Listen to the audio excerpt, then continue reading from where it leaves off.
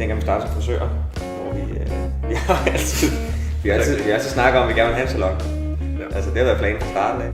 Nu bevæger det hele sig i en retning af, at mænd skal have noget skæg, og de skal se rigtig gammeldags og seje, rigtig mandige ud. Og det kræver ligesom, at salonerne nu til dags kan sørge for at pleje mænds skæg. Normalt er han mandlige frisører mere skarpe til at se en herre blive klippet, og omvendt så vil kvinder gerne klippe sig en mand, fordi de mener, at vi ved, hvordan en kvinde skal se godt ud.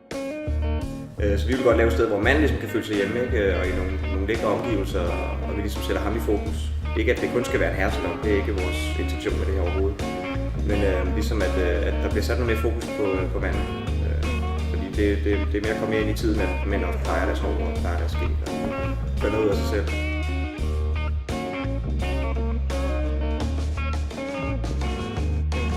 Jeg flyttede til København, da jeg var 16 og startede en frisørsalon, der hedder Circelæen, som ligger i Næstrup.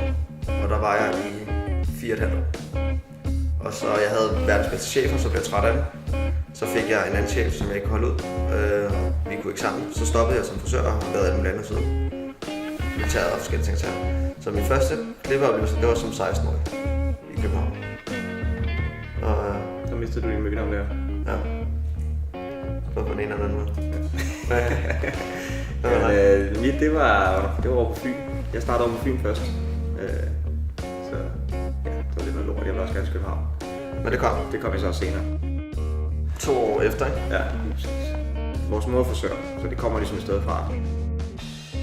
Tænkte vi, det gør vi sgu. Der er rigtig mange dejlige søde damer på den skole. Ja, så springer vi ud i det. Jeg er 16 og 15 år der, ikke? Så kører det, og så prøvede vi, og så fandt vi sgu ud af det. Det var ret godt.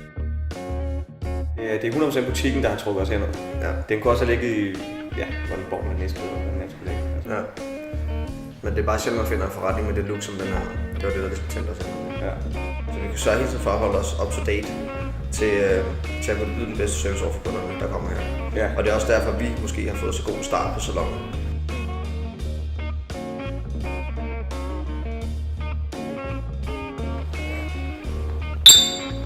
Tak for det her.